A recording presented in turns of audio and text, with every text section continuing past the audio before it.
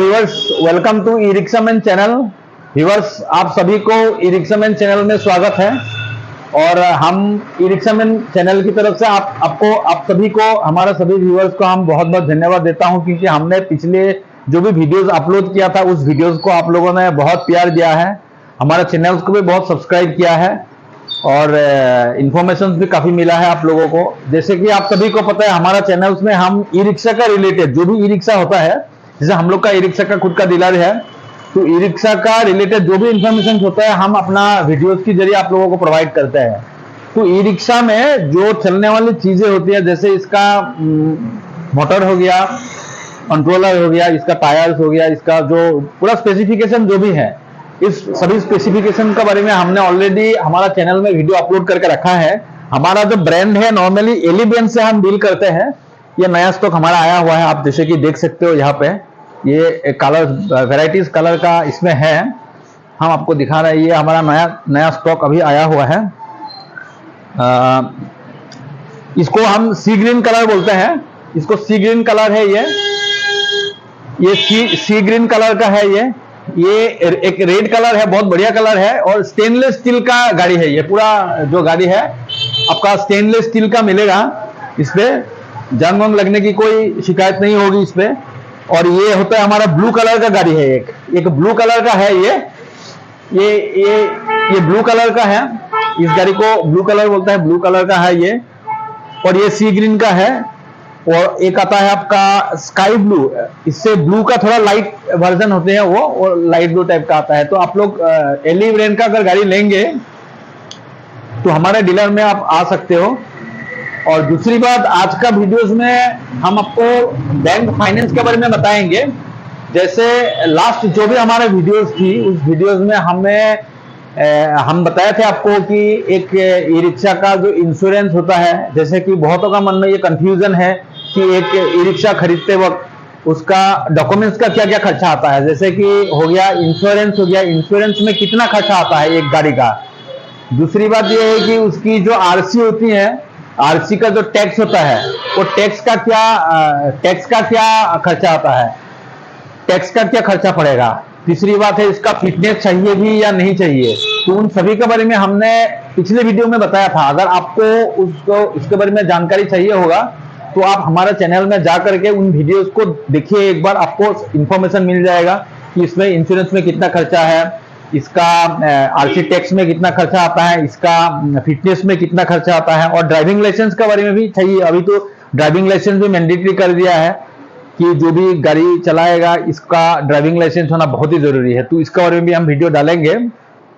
तो आज का वीडियो में हम आपको ये बताएंगे कि एक गाड़ी, ये ई रिक्शा आप फाइनेंस में ले सकते हो कि नहीं ले सकते हो। अगर ले सकते हो तो किस किस टाइप की फाइनेंस पे आप ले सकते हो, और उसमें क्या क्या बेनिफिट आप सभी को मिलेगा, उसके लिए आप अप्लाई कैसे करना है, और इसके लिए डॉक्यूमेंट्स भी क्या क्या चाहिए, इन सभी के बारे में आज बात करेंगे।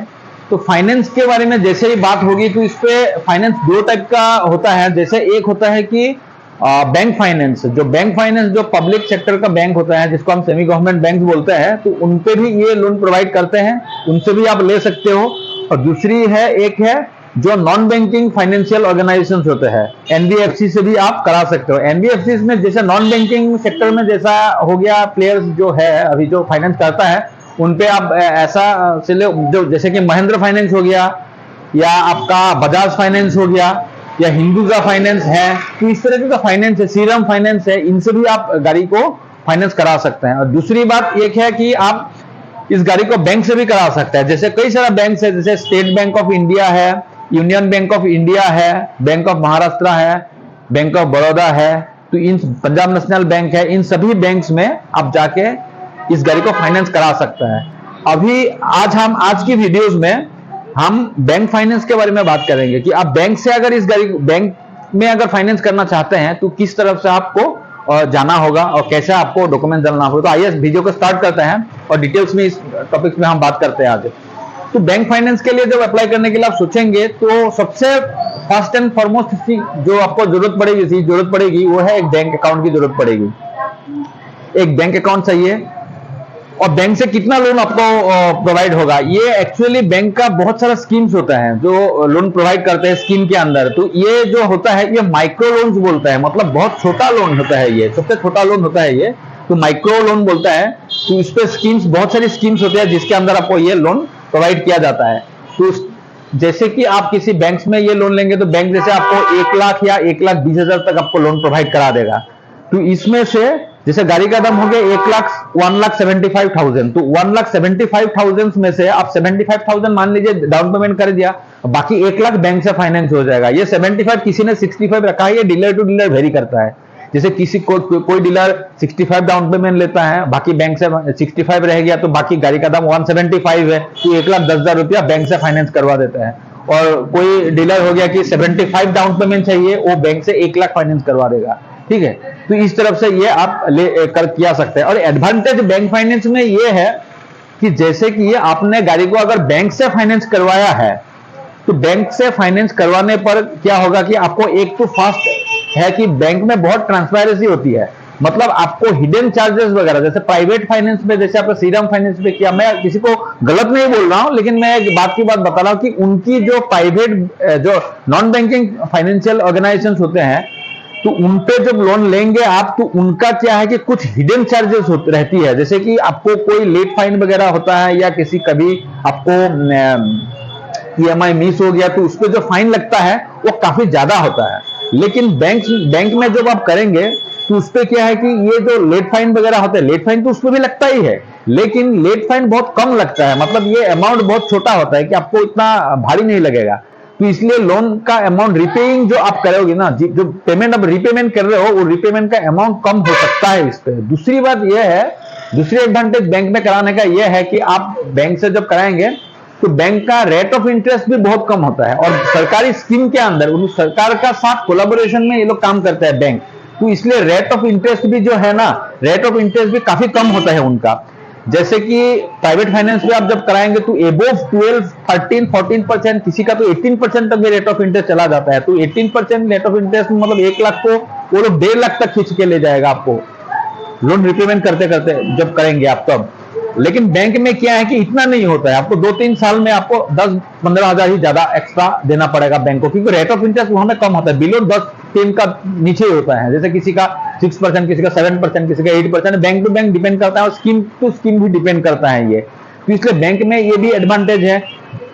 तीसरा सबसे ज्यादा जो इंपॉर्टेंट एस्पेक्ट मैं आज आपको बताने जा रहा हूं, बैंक क्यों फाइनेंस हमें करना चाहिए। एक रिक्शा लेने में हम प्राइवेट फाइनेंस में तो जा सकते हैं, जो कि बहुत क्विकली होता है, वो एक दिन में फाइनेंस करा देता है। लेकिन बैंक में आप जब जाएंगे तो हो सकता है हफ्ता भर आपको लग जाएगा बैंक में, लेकिन फिर भी आपको बैंक में ही ये गाड़ी, बैंक से ही ये गाड़ी को फाइनेंस करा के लेना चाहिए। इस पर सबसे ज्यादा इंपॉर्टेंट जो पार्ट होता है, जो इंपॉर्टेंट रूल और एस्पेक्ट मैं आपको बताने जा रहा हूं, ये है कि बैंक से आप जब गाड़ी को फाइनेंस कराएंगे तो वो आपको फ्यूचर को भी एक बहुत ज्यादा बेनिफिट मिलने वाला होता है। जैसे कि मान के चलिए आपने एक गाड़ी बैंक से फाइनेंस करवाया है, ठीक है, और एक बैंक से फाइनेंस करवाया है और बैंक का लोन आपने अच्छा से रिपेमेंट कर दिया। मान लीजिए 2 साल के लिए आपने बैंक से 1 लाख रुपया लिया था गाड़ी के लिए, बाकी डाउन पेमेंट आपने दिया था, और 1 लाख रुपया आपने 2 साल में या 1.5 साल में बहुत बढ़िया तरीका से कोई भी डिफॉल्टर हुए अपने लोन को रिपेमेंट कर दिया। तो रिपेमेंट करने के बाद जो आपका अकाउंट बन जाएगा, वहां में जो रीपेइंग आपका हिस्ट्री बन जाएगा, एक बहुत बढ़िया हिस्ट्री बन जाएगा कि ये कस्टमर बैंक के लिए बहुत बढ़िया है। तो सेकंड टाइम आप क्या कर सकते हो कि दूसरे अगर गाड़ी लेना चाहते हो तो बहुत इजीली उस मैनेजर को जाके आप बोल सकते हो कि हमने एक बैंक, सर आपका बैंक से हमने एक अकाउंट लोन लिया था, उसको रिपेमेंट कर दिया, अभी हमको दूसरी गाड़ी चाहिए, फिर महंगी वाली, अब हमें फाइनेंस कर दिए। तो बैंक देखेगा कि हाँ ये बंदा सही में हमको लिया था, एक गाड़ी लिया था और उसने सही तरीके से हमको रिपेमेंट भी कर दिया, कस्टमर अच्छा है, तो क्या करेगा कि सेकंड लोन भी आपको बहुत जल्दी मिल जाएगा। और लोन गाड़ी के लिए ही नहीं, आप अगर दूसरे किसी काम के लिए भी आपको लोन चाहिए, जैसे कि एक ने गाड़ी ले लिया, पहला लोन ठीक से मार दिया, आपने कंप्लीट कर दिया, उसके बाद आपने सोचा कि मैं कुछ छोटा सा शॉप बना लूं या कोई बिजनेस स्टार्ट करो या दूसरा कुछ बिजनेस स्टार्ट करो, तो उस वक्त क्या होगा कि आपको फाइनेंस की जरूरत पड़ेगी। आप बैंक में जा सकते हो कि आप बोल सकते हो बैंक मैनेजर को जाकर के, सर हमने आपसे एक लोन लिया था और उसको हमने बढ़िया तरीके से रिपेमेंट कर दिया, देखिए एक भी EMI हमारा बाउंस नहीं हुआ था, बिल्कुल इन टाइम में हमने रिपेमेंट किया है, तो अभी हमको एक बिजनेस के लिए छोटा सा लोन चाहिए, फर्स्ट टाइम तो हमने गाड़ी के लिए 1 लाख लिया था, अभी हमको 3 लाख रुपया चाहिए सर। तो क्या कर सकता है, तो बैंक का मैनेजर आपसे बात अच्छा से करेगा और हो सकता है वो लोन, हो सकता है नहीं, 90% चांसेस है कि आपको लोन दे भी देगा वो, क्योंकि उनको पता है कि ये बंदा रिपेमेंट अच्छा से करता है। तो एक दूसरी आपने 3 लाख का लोन मान लीजिए सबके लिए लिया, उसके बाद फिर आपने उस लोन को भी अच्छा से रिपेमेंट कर दिया 1.5-2 साल में, उसके बाद आप जाके ये बोल सकते हैं कि सर इसमें मुझे घर बनाना है, एक हाउसिंग लोन चाहिए बड़ा, वो देखेगा कि आपका जो हिस्ट्री है, हाँ लोन का हिस्ट्री है बहुत बढ़िया है, तो वो आपको नेक्स्ट टाइम हाउसिंग के लिए हो या बिजनेस बढ़ाने के लिए और ज्यादा लोन चाहिए या हाउसिंग के लिए चाहिए, किसी भी तरह की लोन, आप बड़ा लोन जो 10 लाख का, 15 लाख का, 20 लाख का, 25 लाख का, इस तरह से लोन तक आप जा सकते हो इसी छोटा सा गाड़ी का लोन से स्टार्ट करके। लेकिन यही चीज अगर आप गाड़ी को श्रीराम फाइनेंस से फाइनेंस किया होता या आपने महिंद्रा फाइनेंस से फाइनेंस किया होता, आप जाके नहीं बोल सकते हो कि सर हमने एक गाड़ी आपसे लिया था, फाइनेंस क्लियर हो गया, अब दूसरे हमको अब बिजनेस करना है, बिजनेस के लोन दीजिए, वो देगा नहीं आपको। नॉन बैंकिंग फाइनेंस देता है, ऐसी बात नहीं है, देता है, लेकिन उसके बहुत सारे टर्म्स एंड कंडीशन होता है जो आप लास्ट में जाके आप देखोगे, प्रैक्टिकली में आप जब अप्रोच करोगे तो आपको पता लगेगा ये नहीं लेना ही बेटर है। या बड़ा हाउसिंग लोन के लिए अप्लाई करना चाहते हो आप, तो उस पर आपको क्या है कि आपको वो इतना आसानी से नहीं मिलता है, वो आप अवेल वहां से नहीं करा सकते हो, मतलब ऐसे ही मान के चल सकते हो, बिल्कुल तो नहीं करा सकते ऐसा नहीं है, फाइनेंस कर भी देता है, लेकिन फिर वो बहुत कुछ देखेगा, लेकिन बैंक इतना देखेगा, बैंक में वो प्रोसेस क्विक होता है, आपकी एक हिस्ट्री बन जाती है रीपेमेंट की बैंक में, और उसी हिस्ट्री को आप आगे जाके फायदे में ले सकते हो कि उसको आप यूटिलाइज कर सकते हो कि हम अभी दूसरे बैंक के लिए भी अप्लाई करते। इसलिए मैं इस रीजन से हमेशा जो भी कस्टमर हमारा डीलर में जो आता है उनको भी मैं ये बोलता हूं हम लोग कि भाई आप गाड़ी जो खरीदना है, फाइनेंस करवाना है, तो आप डायरेक्ट बैंक से, 2 दिन लेट होगा बैंक का प्रोसेस में, बट आप बैंक से करवा लो, बैंक से एक बार लिंक हो जाओ, उसके बाद आपका फ्यूचर खुल जाएगी। अगर आपने सही तरीके से लोन को रिपेमेंट किया तो आपके नेक्स्ट फ्यूचर में भी ये बैंक बहुत काम आएगा, आपका पीछे आपका चट्टान की तरह खड़ा रहेगा आपको मदद के लिए कि आप कुछ भी करो, रिपेमेंट अच्छा कर रहे हो तो हम आपको फाइनेंस करेंगे, तो ये चट्टान की तरह खड़ा रहेगा और आपको एक सपोर्ट मिलेगा पीछे से, आप कुछ भी काम कर सकते हो, 10 लाख, 15 लाख, 20 लाख, 25 लाख, करोड़ों में आप जा सकते हो अगर आपका इंटेंशन सही रहा और अपना पैसा सही से रिपेमेंट किया, तो बैंक में ये फायदा है। लेकिन प्राइवेट सेक्टर्स में जैसे श्रीराम फाइनेंस हो गया या किसी और भी जैसे फाइनेंस हो गया, हिंदुजा फाइनेंस या बजाज फाइनेंस, उस पर भी ये जा सकते हो, लेकिन ये बहुत टफ होगा इसके लिए, ठीक है, इसलिए बैंक में करना ज्यादा रहता है। मैं सभी को बोलता हूं कि बैंक से फाइनेंस कीजिए। अब हम आते हैं कि बैंक से जो फाइनेंस करते हैं हम, तो बैंक में फाइनेंस करने के लिए हमें किस तरह से अप्रोच करना चाहिए और क्या क्या डॉक्यूमेंट्स हमारे पास होनी चाहिए। तो सबसे पहले बैंक में फाइनेंस करने के लिए आपका पास उस बैंक का एक अकाउंट खुलना जरूरी होता है, और अकाउंट भी 2-3 महीना पुराना है, 6 महीना पुराना उन लोग मांगते हैं, लेकिन फिर भी आपको थोड़ा अकाउंट एक खुलना जरूरी है। नया होने से भी चलेगा, हम लोग का जैसे डीलर में है, हम लोग जैसे फाइनेंस करता है तो हम लोग का डीलर का साथ बैंक का टाई अप है, तो इस वजह से क्या होता है कि नया अकाउंट में भी फाइनेंस हम करा सकते हैं। अब नया अकाउंट हमने खुल के देना है। दूसरी बात, आपको आपका पैन कार्ड देना है, हमें पैन कार्ड चाहिए। तीसरी बात, आपको आधार कार्ड देना है, और ये बहुत जरूरी है, आधार कार्ड का साथ आपका एक मोबाइल नंबर लिंक होना चाहिए, क्योंकि उस नंबर पे ओटीपी जाएगा और ओटीपी आपका पास आएगा, ओटीपी हमको चाहिए होगा, तो उस ओटीपी को चाहिए, इसलिए आपका आधार में एक मोबाइल नंबर लिंक होना चाहिए और मोबाइल भी आपका साथ ही में होना चाहिए, ताकि हम या किसी और जान पहचान आदमी का पास होना चाहिए मोबाइल, ताकि उस ओटीपी को हम लोग ले सके। तीसरी बात, अकाउंट चाहिए, और बैंक में लोन लेने के लिए आजकल मुद्रा लोन भी बहुत निकाल रहा है, तो उसके लिए एक एमएसएमई का अंदर, पहले तो एमएसएमई हुआ करता था, आजकल ये उद्यम रजिस्ट्रेशन नाम से जानता है। उद्यम रजिस्ट्रेशन का एक रजिस्ट्रेशन कराना जरूरी होता है, जो ऑनलाइन पे हो जाता है, हम डीलर पे करा देते हैं। वो उसका कुछ फीसेज है, 200-250 रुपया ऐसा फीस है, ये 1-150 कुछ भी जो भी फीस है वो फीस आपको पे करना पड़ता है। वो आपको एक लाइफ टाइम के लिए रजिस्ट्रेशन हो जाता है। जो डिस्ट्रिक्ट इंडस्ट्रीज जो होता है हमारा, डीआईसी बोलते हैं, इंडस्ट्रीज एंड कॉमर्स का जो डिस्ट्रिक्ट ऑफिस होता है, उस पर एक रजिस्ट्रेशन हो जाता है, डीआईसी रजिस्ट्रेशन ही टाइप का होता है, एक रजिस्ट्रेशन सर्टिफिकेट आपको मिलेगा, उद्यम रजिस्ट्रेशन बोलता है, वो उद्यम रजिस्ट्रेशन सर्टिफिकेट आपको चाहिए होता है। उद्यम रजिस्ट्रेशन सर्टिफिकेट डीलर में हम बन जाता है, और बाकी आपको चाहिए होता है बैंक अकाउंट, आधार कार्ड, पैन कार्ड, और ये उद्यम रजिस्ट्रेशन चाहिए। इन सभी को लेकर के, और गाड़ी का जो भी आप खरीदेंगे उसका कोटेशन, वो तो कोटेशन फिर हम डीलर से प्रोवाइड करा ही देंगे आपको। तो इन सभी आपको मेनली पैन कार्ड, आधार कार्ड और आपका बैंक अकाउंट खुल के हमारा डीलर में आपको आना है। आप अगर सोच रहे हैं कि एक हम गाड़ी खरीदेंगे तो आप या बैंक से फाइनेंस करवा के खरीदेंगे, तो इन तीनों डॉक्यूमेंट्स को लेकर के, पैन कार्ड, आधार कार्ड और साथ में आपको बैंक अकाउंट, इन तीन चीजों को लेकर के हमारा डीलर में आपको आना है।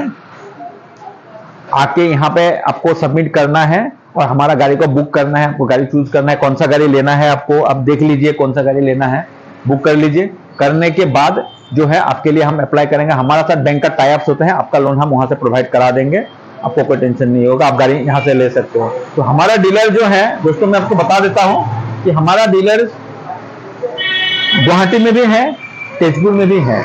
हमारा डीलर, आप गुवाहाटी से भी हम आपको गाड़ी प्रोवाइड करा सकते हैं। आप कहीं पर भी आपको चाहिए गाड़ी, ऑल ओवर असम में कहीं पर भी आपको गाड़ी चाहिए, हम आपको होम टाउन में आपको डिलीवरी करा देगा। जैसे आप जोरहाट में है तो जोरहाट का जो शहर है, जैसे आपका घर से 15-10 किलोमीटर ही होगा, या हो सकता है शहरी इलाका में आपका घर हो तो उसमें हो जाएगा आपका, तो वहां तक हम आपको गाड़ी डिलीवरी कर देंगे। वहां से आप ले सकते हो गाड़ी फाइनेंस करवा के या करके, या कैश में भी ले सकते हो आप। कैश में भी अच्छा खासा डिस्काउंट मिल जाता है, उसमें भी ले सकते हो आप, गाड़ी करवा देंगे। दूसरी बात यह है कि आपको हमारा डीलर तेजपुर में भी है। तेजपुर में आपको जो विशाल है, त्रिवेणी हॉल है, त्रिवेणी हॉल का जस्ट 1 मिनट वॉकिंग डिस्टेंस है। त्रिवेणी हॉल से बगल में ही, नजदीक में ही आपका मुनलित स्कूल है। मुनलित स्कूल का जस्ट बगल में हम लोग का डीलर है, सिलिकॉन ऑटोटेक हम लोग का डीलर का नाम है। तो इसमें आप आइए, आके गाड़ी देखिए और सारा डॉक्यूमेंट्स आप लेके आइए, बुकिंग कर दीजिए, हम आपके लिए लोन के लिए अप्लाई कर देगा। हमारा बैंक का साथ जो टाई अप है, उनका जो भी बैंक का टाई अप है, उस बैंक में हम डालेंगे आपका फाइल्स और लोन सैंक्शन करवाएंगे। करवाने के बाद आपको बाकी जो पेमेंट बचेगा वो पेमेंट हमको मार्जिन मनी जो होता है, जैसे 1,75,000 हो गया तो मान लीजिए आपने 75,000 देना या 85,000 देना, जो भी आपको देना है वो आप दे दीजिए और बाकी हम लोन पे आपको फाइनेंस करा देंगे और गाड़ी लेके जा सकते हैं। तो दोस्तों आज और इससे ज्यादा नहीं बोलूंगा, इससे नेक्स्ट वीडियो में हम और भी कुछ बारे में, जैसे आपका प्राइवेट फाइनेंस जैसे हो गया, आप श्रीराम फाइनेंस से फाइनेंस करवाना चाहते हैं या किसी प्राइवेट फाइनेंस से जब आप फाइनेंस करवाएंगे, श्रीराम फाइनेंस या हो गया या महिंद्रा फाइनेंस हो गया, उनके बारे में हम बात करेंगे। और ड्राइविंग लाइसेंस कैसे बनता है इसका, बाकी डॉक्यूमेंट्स क्या कैसे, उन सभी के बारे में भी बात करेंगे। गाड़ी की बैटरी को कैसे चलाना है ढंग से, उसको बैकअप कैसे अच्छा से अच्छा लेना है, किस तरह से हम गाड़ी को ट्रीट करेंगे, रखेंगे तो गाड़ी ज्यादा से ज्यादा माइलेज हमको प्रदान करेगी, ये सारी बातें इन्फॉर्मेशन लेकर के हम आएंगे। तब तक के लिए हमारे साथ बने रहिए। हमारा चैनल ई रिक्शा मैन है, ई रिक्शा मैन तेजपुर। ई रिक्शा मैन चैनल को आप लोग सब्सक्राइब करके रखिए। सब्सक्राइब करके रखने से आप लोगों को ये होगा कि हम जैसे वीडियो अपलोड करते हैं तो आपको पता लग जाएगा कि वीडियो अपलोड हुआ है, तो वीडियो को देख सकते हैं, कुछ जानकारी आपको प्राप्त हो सकती है। तो इसलिए आप वीडियो को सब्सक्राइब करके रखिए और जो चैनल को सब्सक्राइब करके रखिए, और जो वीडियोस हम देते हैं उस वीडियो को आप अपना दोस्तों में शेयर कीजिए।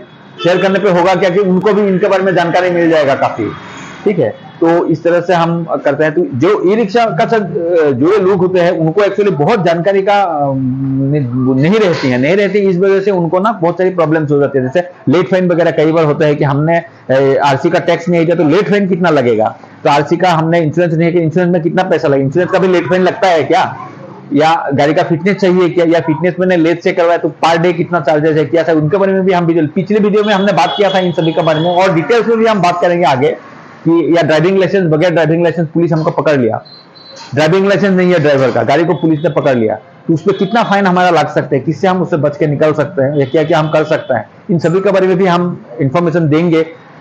हमारा मेन मकसद यह है कि ई रिक्शा का साथ जुड़े हुए जो भी लोग होते हैं उनको ज्यादा से ज्यादा जानकारी प्राप्त किया जाए, ताकि उनसे कोई एडवांटेज ना उठा पाए। इंफॉर्मेशन नहीं है, जानकारी नहीं है, उस वजह से उनसे कोई ज्यादा वसूली ना कर सके या कोई एडवांटेज ना उठा सके, इसलिए उनको ज्यादा से ज्यादा जानकारी, डॉक्यूमेंट्स के हिसाब से हो गया जानकारी या गाड़ी के हिसाब से हो गया जानकारी, पहिया कैसे चलता है, बैटरी कैसे चलेगी, या कंट्रोलर है, मोटर है, वो सब कैसे हमको मेंटेनेंस रिपेयर अच्छा से रखना है, इन सभी के बारे में जानकारी देके हमको वीडियो में आते रहेंगे।